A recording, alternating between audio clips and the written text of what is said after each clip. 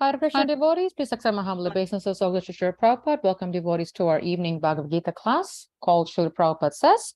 We will continue with Srimad Bhagavad Gita, chapter 1, verse 44. And we will request you to please have at least one takeaway at the end of the class that we can share and discuss. Without further delay, we will start the class. Haribol.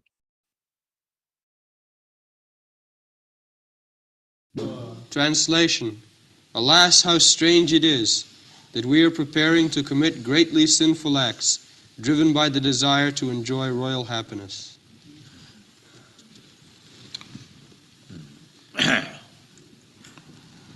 ahavato mahatvapam kartam babusita abhayam jadraja sukhalobhina antam sajanam uddata. So, sometimes Arjuna is accused, Bhagavad Gita is also accused, that there is violence. There is violence. Bhagavad Gita is full of violence. Yes, it is full of violence, the war field, but here the Vaishnava thinking, Arjuna is thinking that it was arranged for his Rajya Sukha, Jad Rajya Sukha Labhi. It was arranged for the satisfaction of Arjuna so that he could enjoy the kingdom and the happiness there. Actually, it was not so. It was arranged by Krishna for his satisfaction, not for Arjuna's satisfaction. So that is the difference between ordinary work and devotional service. Devotional service and ordinary work, they look almost equal. Just like we are living in this house, the neighbors, they may think that some people are living here chanting, dancing. We also dance, we also sometimes sing and eating, they are also eating. What is the difference? They may think that what is the difference between devotional service and ordinary work? It looks almost equal. Therefore people misunderstand that Bhagavad Gita is ordinary warfare and violence. But it is not that.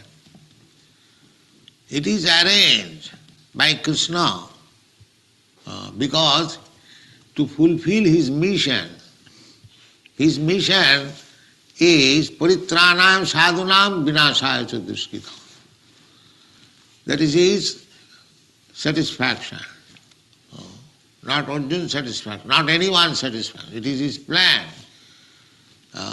He comes, he descends on this planet, in this universe, just to establish the real purpose of religious life and to kill, to vanquish those who are opposing the real purpose of life, human life. That is his mission. Simultaneously, two things. Paritranam sadhunam vinashaya cha dushkritam. So, sajanam ahovato mahatpapam kartum babusita jadrajya sukhalevana hantam sajanam uddata. Sajanam means kinsman. So kinsman does not mean, in higher sense, only my brother or my sister or my father or my uncle. No. Sajanam means all living entities. Because one who hasn't got Krishna consciousness, is ordinary consciousness, material consciousness, he cannot think in terms of sajana, my kinsman, all living entities. He cannot think. Actually, everyone is our sajan, because if God is Father, as Krishna claims, aham bija pada pita, if he is the Supreme Father, not only he claims, at least any fine religious system claims God is the original Father. That's the fact. Aham sarvasya prabhava matta sarvam pravartate Everything has come from him. He is the Supreme Father. If Krishna is the Supreme Father, he is Father of everyone. Sarvajonishu Kaunteya. In all species of life, in all forms of life, they are all our Sajan, kinsmen. How it cannot be? Because Krishna is the original Father. This is Krishna consciousness. Therefore, a devotee of Krishna does not want to commit a little harm to any living entity. That is Krishna consciousness. Vidya vinaya sampanne brahmani gavi hastini sunichi cha sapaki cha pandita samadarshana. Pandita, one who is learned, is samadarshana, equal vision. Not that just Krishna is equal vision. The picture, Krishna is embracing the cup. He is not only embracing the gopis, but he is embracing the cup also, cows also. Samadarshana. For Krishna, the gopis, the cup, and the cows, or anyone in Vrindavan who has come to serve him, they are all equal to him. Somebody wants to serve Krishna as calf, somebody wants to serve Krishna as cow, somebody wants to serve Krishna as gopi, somebody wants to serve Krishna as cowherd boy, somebody wants to serve Krishna as his father, somebody wants to serve Krishna as his mother. These are the different mellows, different tastes. Every living entity has got his own taste, how to love Krishna. But the central point is to love Krishna. Krishna also reciprocates. He has no discrimination that here is gopi, beautiful girl, therefore I shall love her more than the calf. No, Krishna is not so partial. Similarly, Krishna's devotees also, because he has Krishna consciousness means he has got now in minute quantity Krishna's quality. Therefore, he is also equal to everyone. He thinks everyone sajana, the same member of the same family. It does not matter if one has become ant or one has become elephant. The living spark, the soul, is the same dimension, either within the ant or in the elephant. This dimension of the soul we have several times discussed. 1/10,000 part of the top of the hair. Kesagra satobhagasya satadha kalpitasya cha jiva bhaga sabhigya sa anantaya kalpate. That is the dimension. In Shastra we get the dimension of the soul. Very, very minute. 1/10,000 part of the top of the hair. Just imagine. So that portion is within the ant and within Brahma and within elephant. Therefore, one who is Pandit, one who knows what are these souls, spiritual sparks, part and parcel of Krishna, if he has got full knowledge, then his vision is Vidya vinaya sampanne brahmani gopi hastini sunichecha sapakecha pandita samadarshana. Samadarshana, equal vision. A learned Brahmin is most intelligent man in the human society. And a dog, superficially, externally there is much difference. Here is a dog, a street dog, and here is a learned Brahman. But one who is Pandit, one who is Krishna conscious, he sees that the Pandit and the dog, they are the same, because they are also the same spiritual spark. By his karma, he has become a learned Pandit, and by his karma, he has become a dog. But within the different body, dehinasmin jatha dehi kaumar, asmin dehe, in this body there is the soul. That is his vision. Of course, externally, it is not that I shall behave equally with the Brahmana and the dog. That is external behavior. But internally, we should know that both the Brahmana and the dog, they are spiritual spark. This is called Brahmagyan. Brahmagyan means the knowledge of spiritual self. That is called Brahmagyan. So when one attains this Brahmagyan, then Brahma Bhuta Prasannatma Nasochati Naka Samas Sarveshu Bhuteshu Samata equal. That is Brahmagyan. So in this verse, Krishna says, Arjuna says that Jadrajya Sukhalovena Hantum Sajanam Buddhata. So when we are killing animals for the satisfaction of our tongue, this is Mahapatam. Krishna Arjuna says, Ahavato Mahatpapam. Mahatpapam, great sinful act. Great sinful act. If we want to kill anyone, any living entity, for my satisfaction, either my tongue satisfaction or any sense satisfaction, it is Mahapapam, great sinful act. Because they are all sajan. You cannot kill. Either you take this sense or that sense. But Arjuna is speaking in a limited sense. He is thinking of his own family members. But if one is actually in knowledge, Brahmagyan, he thinks in the same way that the lower animals, they are also our family members. And if I kill him for my satisfaction, my sense satisfaction, it is great sinful act. Unfortunately, everyone is killing for his sense gratification in the name of religion. In the name of religion, although it is prohibited, still they are killing. Thus, imagine how much sinful activities they are doing and how they can be happy. Happiness, of course, a hog also thinks that he is very happy, that he is eating stool, living in filthy place, and because he has got the facility of sex life without any discrimination, he may think happy life. But that is not happiness. Happiness is different thing.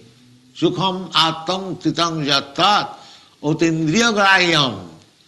If you want to feel happiness by your this blunt material senses, that is not happiness. Happiness is beyond your material senses. Attantikam, that is real happiness. Real happiness means it will never end and you will never feel satiation. I no more want. That is real happiness. Material happiness, there is no such thing. That you will feel immediately satiation. After enjoying any material happiness, a few minutes you will feel again another, again another, again another. So, therefore, in the Bhagavad Gita it says, Sukham attantikam jatta. Real joy, what is real happiness, that is not felt by these blunt material senses. What is that sense? That is purified senses. Sarvapadhi vinirmuktam tatparatena nirvana. When our senses are purified, tatparatena, for the sake of Krishna, when our senses are employed for the sake of Krishna, that is purified sense. Rishikena rishikesha sevanam bhakti richyate. That is wanted. So, here in the beginning, Arjuna is thinking in terms of his blunt senses. But the same thing he will do. Attantikam, utindriya, purified senses. Just try to understand. This is Krishna consciousness. Arjuna is now thinking, Jadrajya sukhalobhena, for the matter of getting kingdom and sense gratification, I am going to kill my kinsman. So it is great sin. That's a fact. If the warfare in the Kurukshetra battlefield was for Arjuna's sense satisfaction, then it was a great sin. But actually it is not being done for Arjuna's satisfaction. It is to be done for Krishna's satisfaction. So therefore the conclusion should be that whatever we do, if we do it for our own sense satisfaction, that is Mahapapa, sinful activities. But if we do the same thing for Krishna's satisfaction, that is spiritual advancement. This is the difference.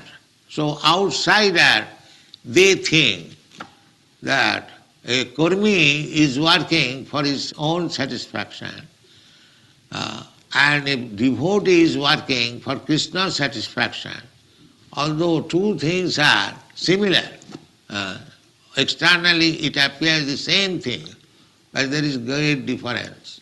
Whatever you do for your own satisfaction, for the satisfaction of your whims, that is Mahapapa, great sin.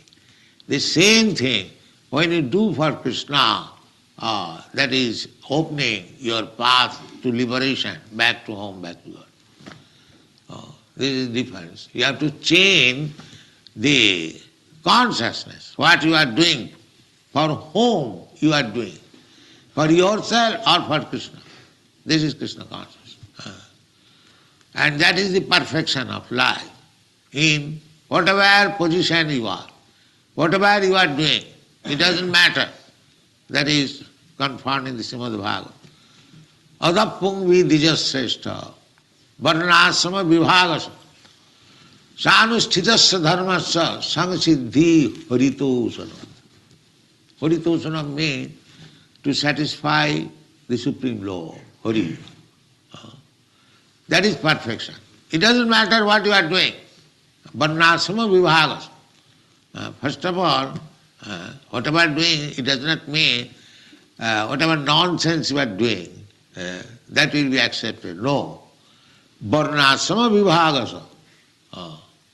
According to Vedic civilization, there is division of Varna, Brahman, Kshatriya, Vaishya, Shudra. So activities must be done according to the Varnasam prescription. A Brahmana is ordered to do like this. Sattva, Sama, Dhamma, Titikha, Arjava. You should practice this. A Kshatriya should practice this. And a Vaishya should practice this. So that is, therefore it is called Varnasam. The prescribed duties are already there. Therefore, perfect human society means, first of all, there must be this division. Brahman, Kshatriya, Vaishya. And when they act the duties of that particular position, Brahman, Kshatriya, for the satisfaction of Krishna, that is perfection of life. It doesn't matter whether you are a Shudra or you are Brahmana, but if you act for the satisfaction of Krishna, according to the prescription of your position, then your life is perfect. That is wanted. The whole human civilization should be based on this principle. There must be division. The division is already there. They should be coordinated, systematized. And not that everyone is Brahmana. Brahmana means the intelligent man. So we should pick up the intelligent man.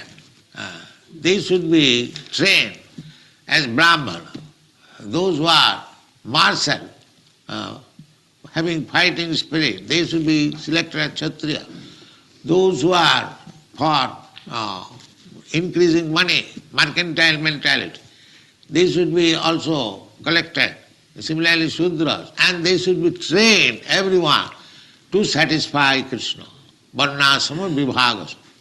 Sanusthitasya dharmasya sangsiddhi haritosana. So here Arjuna is a fighter. He is engaged in fighting. Now he is thinking that is proper. he is Vaishnava, he is devotee, he is properly thinking that for my sense gratification I am going to kill my kinsman. Oh, what a great sinful activity I am going to do. But actually Krishna is not engaging his devotee to act sinfully. No, that is not Krishna's business. Although superficially it appears that Krishna is engaging Arjuna to fight in the sinful activities. No, that is not sinful. Whatever Krishna does, it is not sinful, it is transcendental. The most pure activity. Therefore, the rascals who do not understand Krishna, they say that Krishna is immoral. They do not know what is Krishna and what is Krishna's action. They do not know. They think now Krishna is engaging Arjuna to fight, it is immoral. Why Krishna should engage Arjuna in the fighting business? So therefore, or why Krishna is engaged in dancing with the gopis? They are wives and sisters of other men.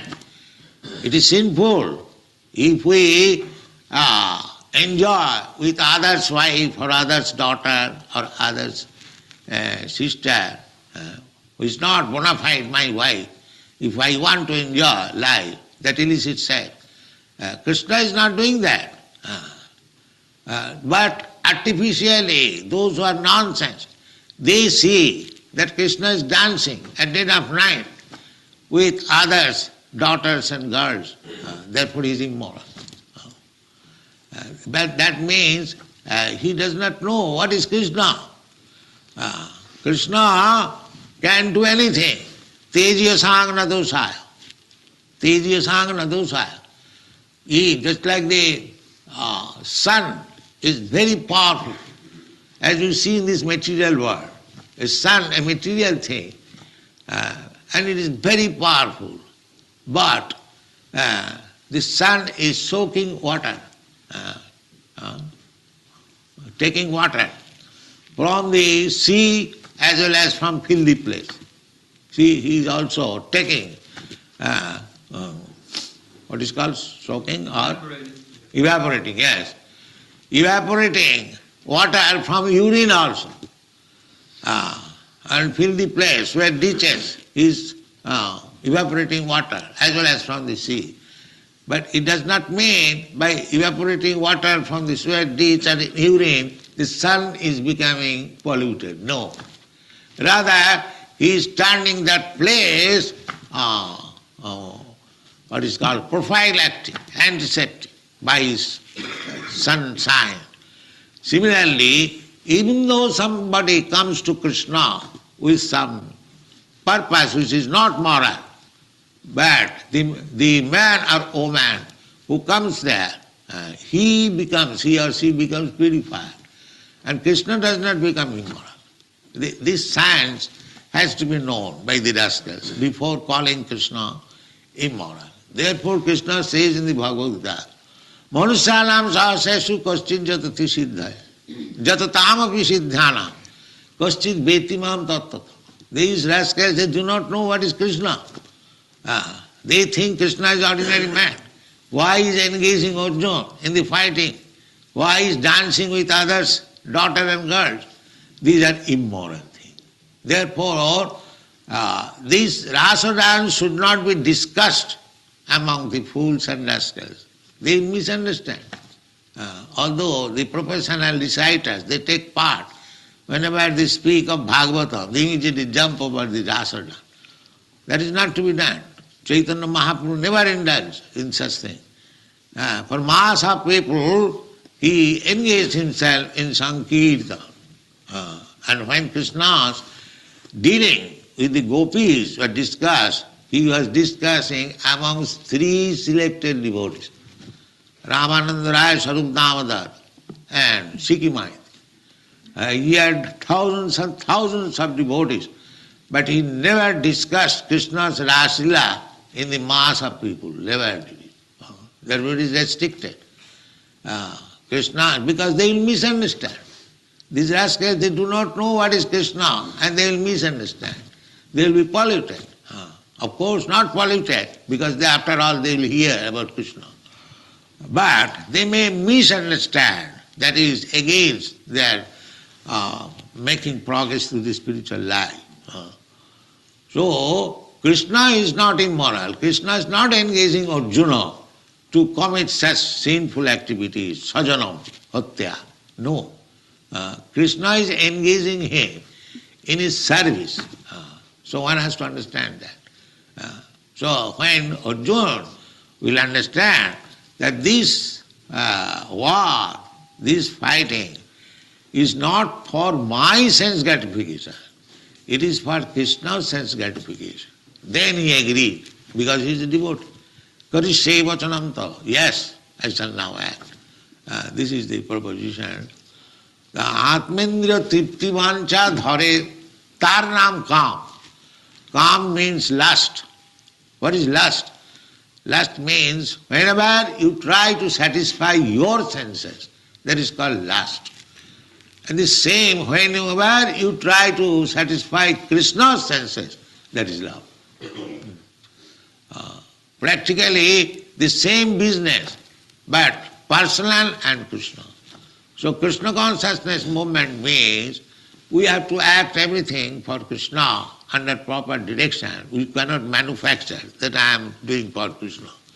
Then there is another misleading. Therefore, we require the guidance of the spiritual master. Krishna, Guru Krishna Kripa. It is Chaitanya Charitamrita. You have to seek the mercy both of Krishna and Guru. Not that you have become so advanced that you are directly in connection with Krishna and whatever you are doing, it is mercy. No, don't think like that.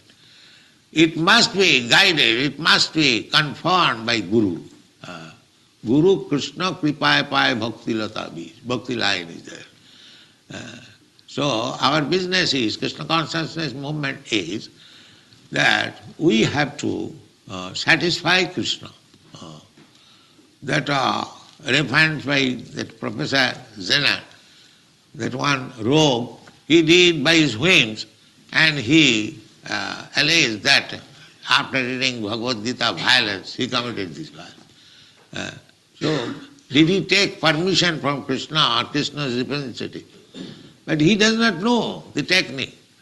He has unnecessarily accused, committed a great offense to the lotus feet of Krishna.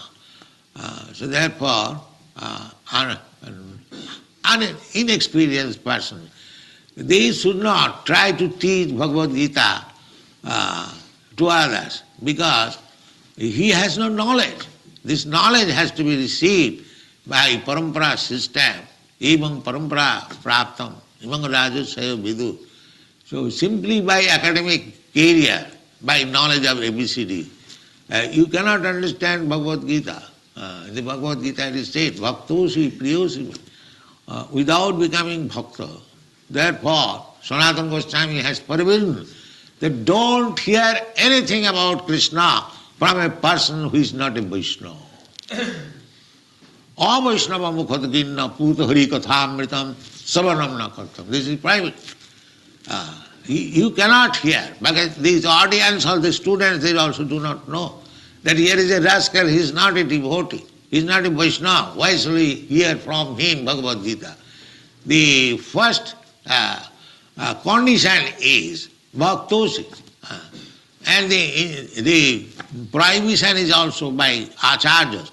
The avaishnava mukhat ginna puta hari kathamritam savanam puta hari kathamritam.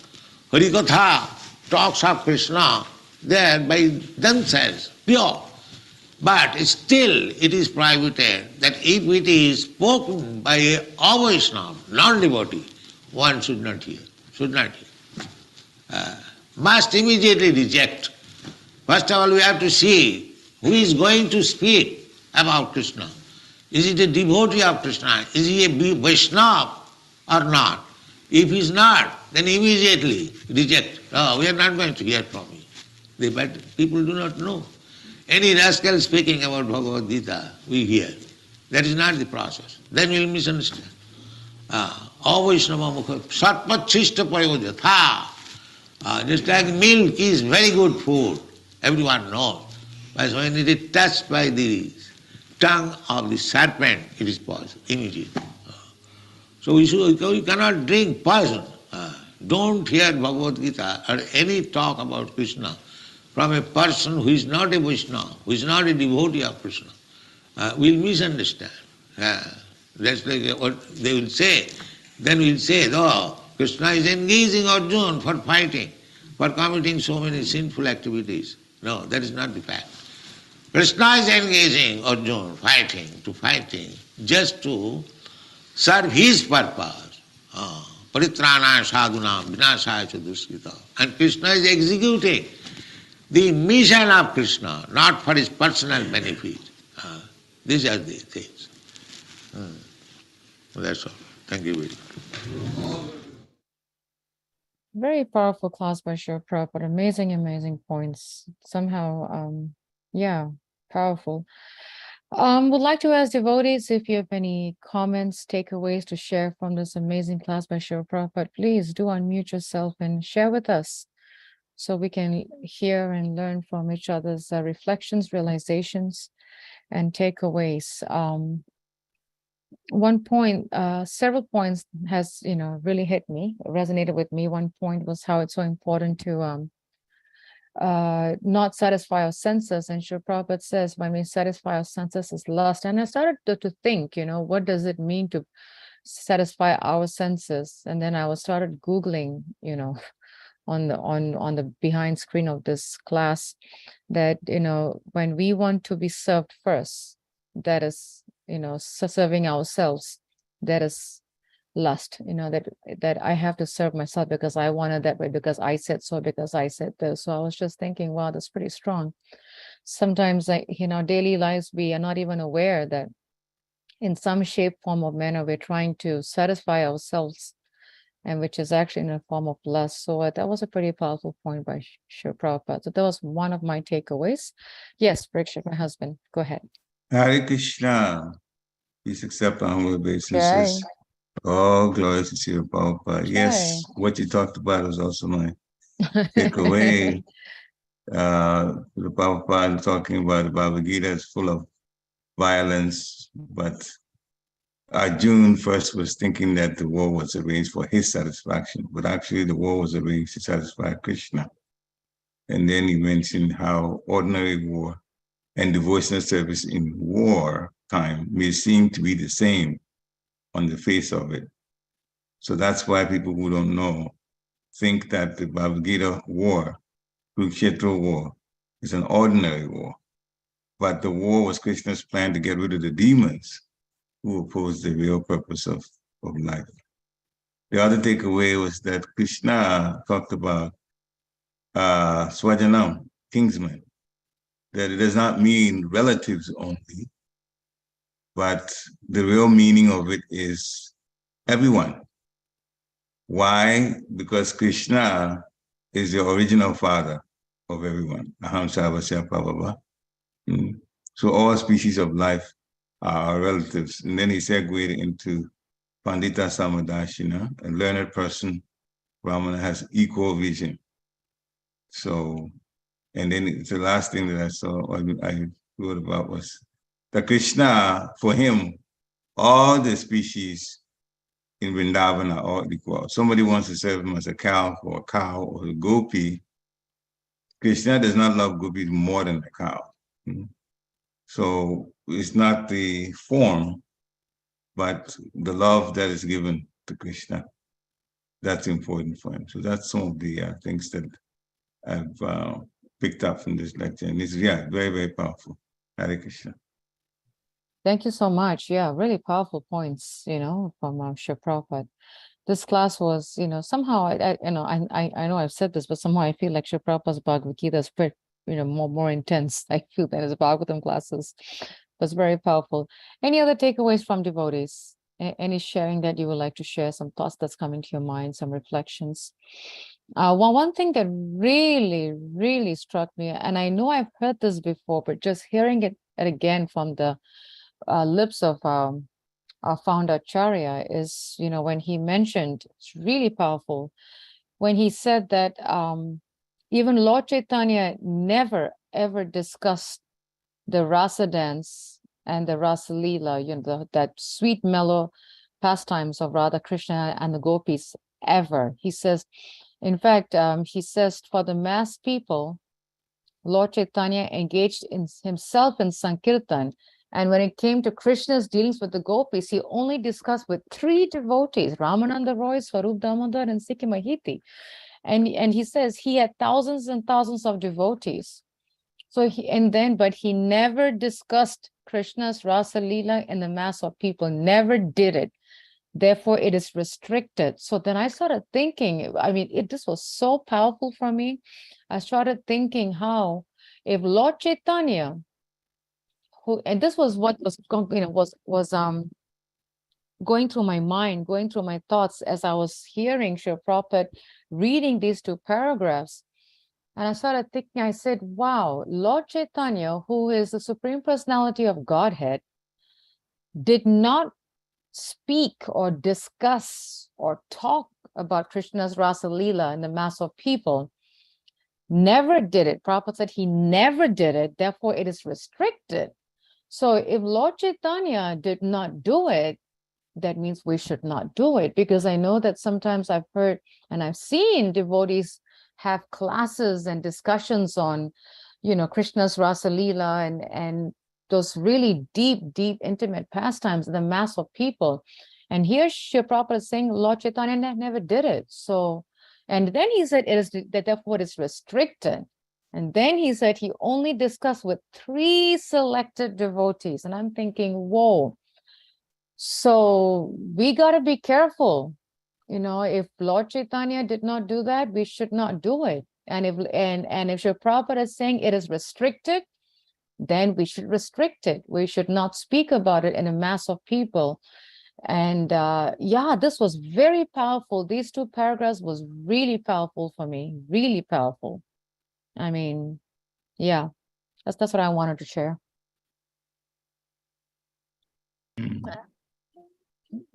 Yeah, it was I don't know that because I've heard devotees speak of such in topics in mass of people where some are new, some are old, some are mixed, and the ones that are new, they take it very wrongly. They misunderstand it, Srila Prabhupada said. And now I see why. And then Srila Prabhupada said it is restricted.